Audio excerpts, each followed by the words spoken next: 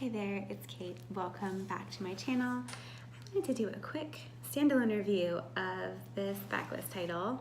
This is Adriana Trigiani's The Queen of the Big Time. And I am a big Adriana Trigiani fan for those times when I need a realistic, strong female protagonist who goes through life like I do.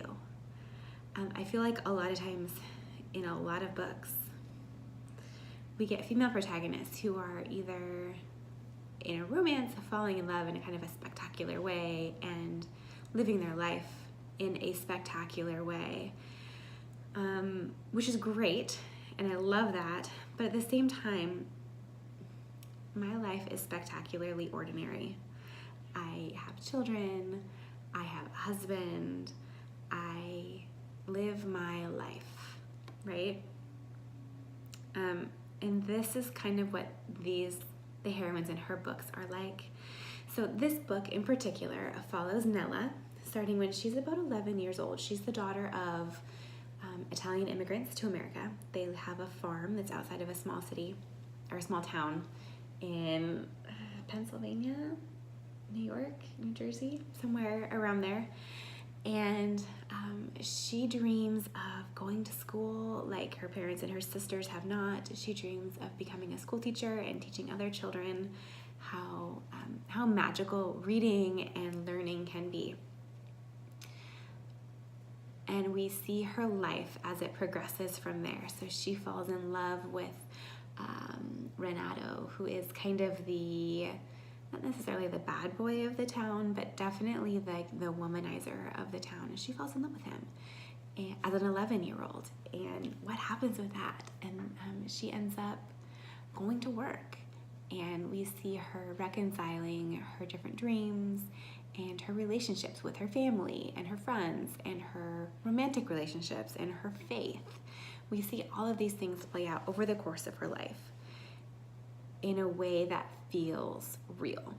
And it feels real because she's based on a real person. She's based on a relative of Trigiani's, which I think lends to its credibility. We don't have, the author is not just pulling events and making decisions for the character all on her own. This is based on real decisions that a real person made. I don't want to give too much away about the story because of spoilers, and the back of the book actually has huge spoilers for a major event that happens about halfway through the book. So I would say if this type of like historical fiction, women's lit type of book is appealing to you, check out this book, but don't read the blurb on the back because it will give you spoilers. Unless you're into spoilers, of course, and that's great, but I like seeing how the decisions kind of unfold without... Sorry, my daughter's supposed to be sleeping upstairs and she's making some very strange noises. Hopefully you cannot... I don't think you can hear that. I think it's too quiet. Anyways, don't read the back of the book. Major spoilers. But I would say if you're into something that is really entertaining and also it's empowering in the way that just like reading about women who make strong decisions and learn from their decisions and learn from their lives can be like there's something that you can only get from, for me, there's a feeling that you can only get from reading about a woman who is strong, in charge of her life, and has like put herself in that position and very consciously makes decisions for herself and her family, and then reflects on those decisions, right? I think that that's important. I think that too often we see female heroines who say, I choose this, and they never look back.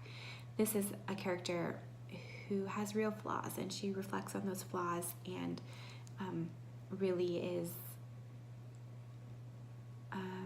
really kind of shows us what both regret and contentment can look like and can feel like. So I recommend it. Again, I'm a Trigiani fan, so that's kind of where I'm coming from. And if you're not, then you're not going to enjoy this book. And that's okay. But so I loved her Very Valentina trilogy. That was a fantastic trilogy. I didn't like The Shoemaker's Wife quite as much. Actually, I didn't like it nearly as much. But this is back in the I loved it category. So that is my review. Let me know if you have, if you've read this, or if you have any other Trigiani recommendations as far as what I should read next of hers, or any read-alikes. I would love to know. Thanks so much, and I will talk to you guys later.